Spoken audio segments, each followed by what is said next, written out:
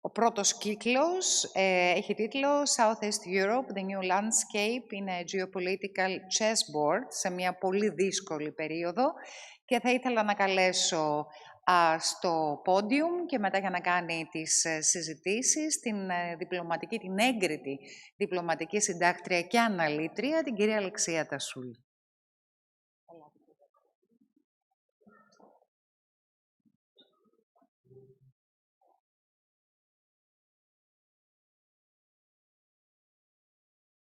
Ευχαριστώ πάρα πολύ, κύριε Νικόλτσου, και ευχαριστώ πάρα πολύ και τη φιλοξενία από τον Σύνδεσμο Βιομηχανιών Ελλάδος και ασφαλώς τον Delphi Economic Forum. Τώρα, να καλέσω και εγώ με τη σειρά μου στο βήμα. Would like to call on the stage the Ambassador of Israel to the Hellenic Republic, Mr. Noam Katz, to come on the stage, please. Our theme with the Ambassador is Southern East Europe, the new landscape in the geopolitical chessboard. And of course, with the Ambassador of Israel, we're going to discuss a matter that is fresh news all over the world, and no one guarantees how this war in the Middle East will end.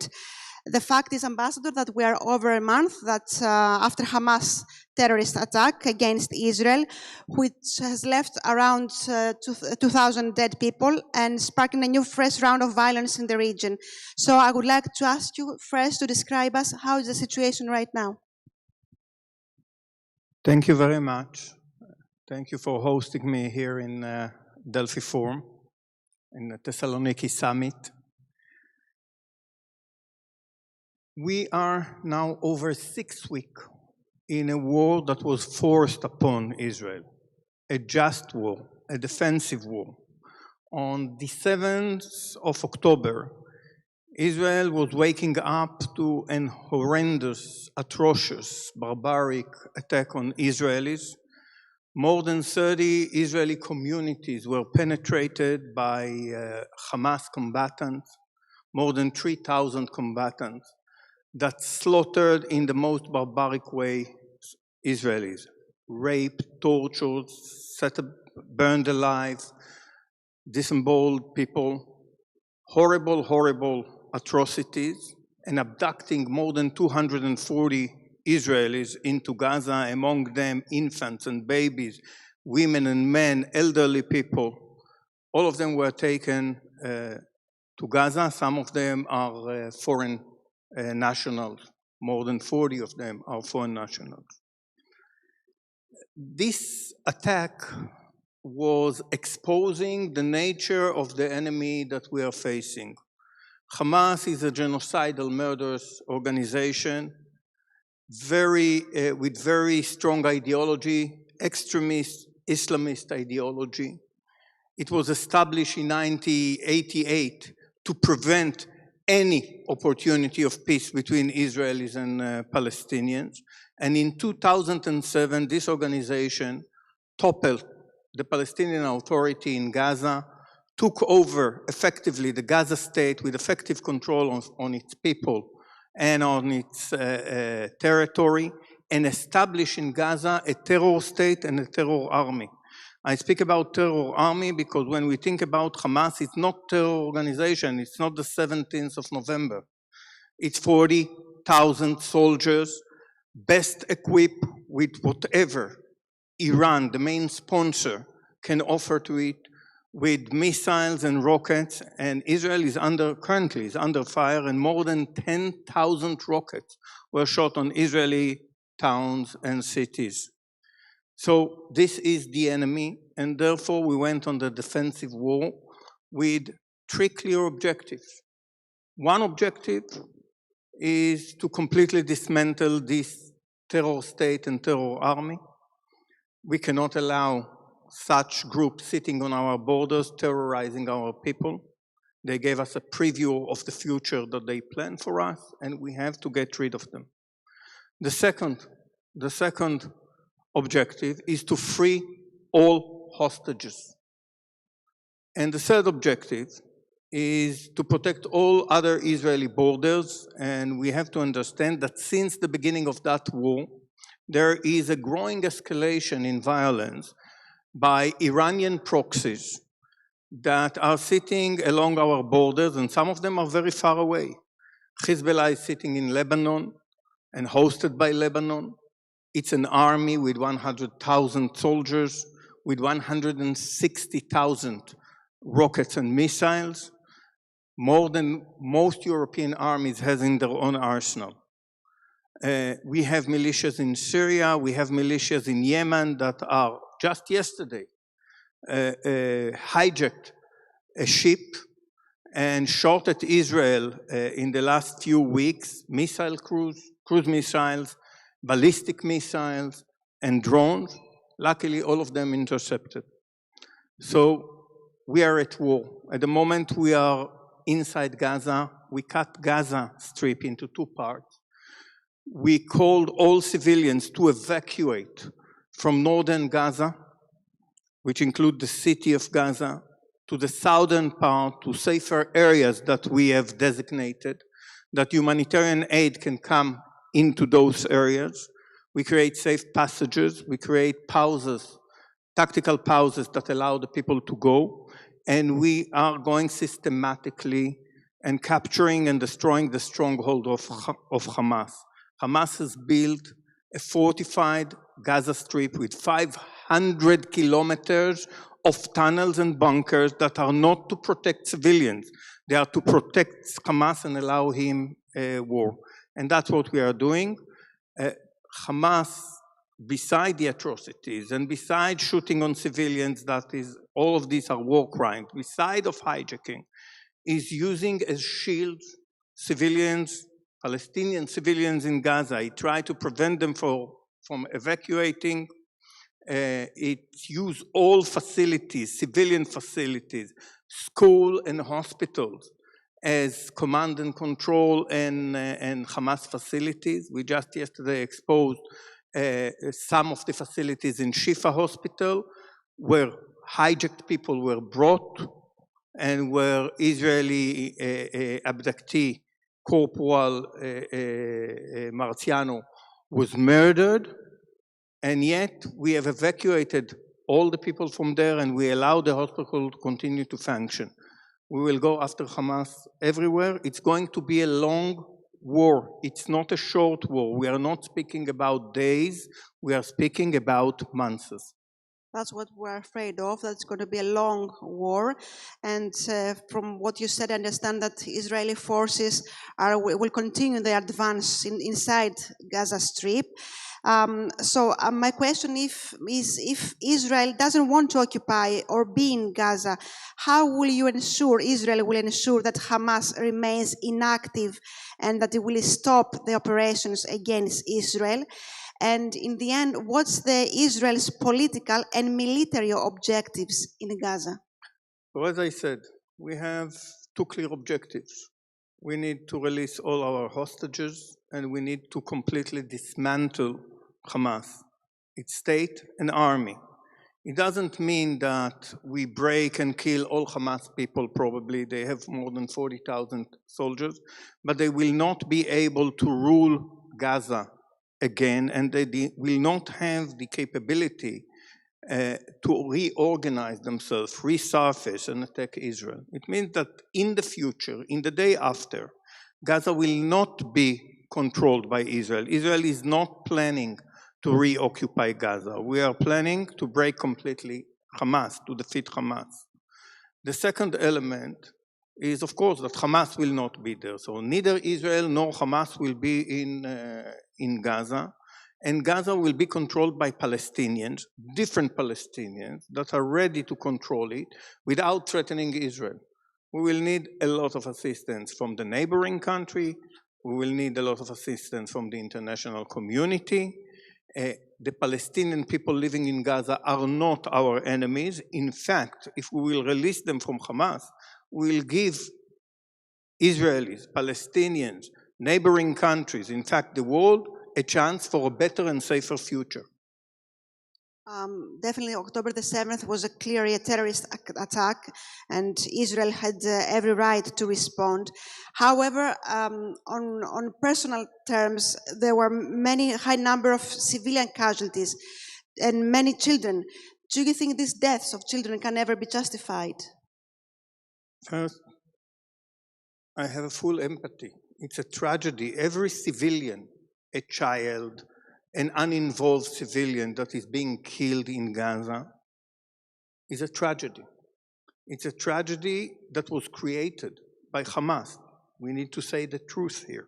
On 6th of October, 20,000 Gazans walked in Israel. On 6th of October, Gazans were getting medical treatment in Israel.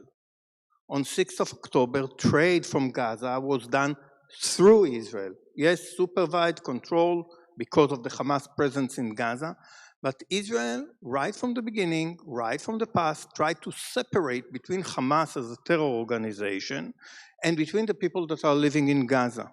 And I would say we need to put a clear understanding of the situation in Gaza. 17 years of rule of Hamas indoctrinated the people living in Gaza to hate Israel. They were not working, Hamas, for bringing peace, two-state solution, ending the conflict with Israel. Their idea is to replace Israel with something else. It's to destroy, to annihilate the state of Israel.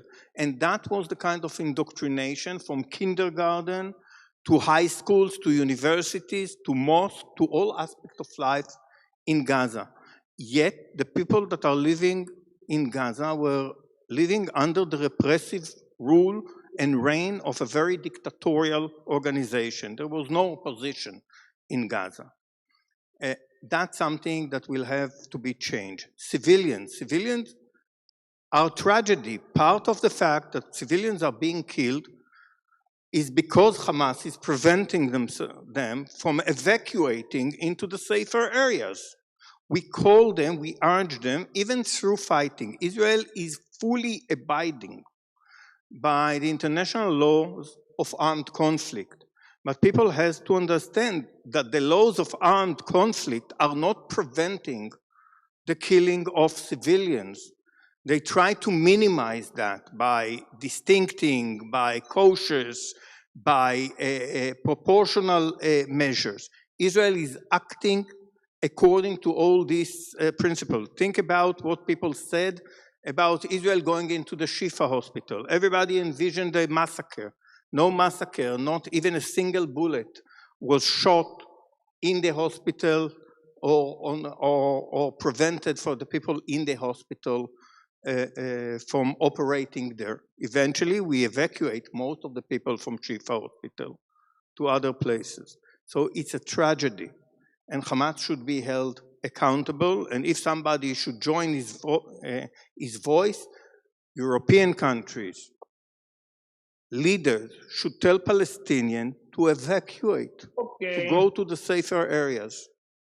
And I will try to remain on this last remark you made about the role of the international community, about the role of European countries, and about the role of the United States. I remember President Biden, he insisted last week that a ceasefire is not realistic, but a new poll in the United States suggests that 68% of Americans want a ceasefire, but 40% think Biden should act as a neutral mediator rather than Israeli defender-in-chief. So what do you think of the role of the United States should be?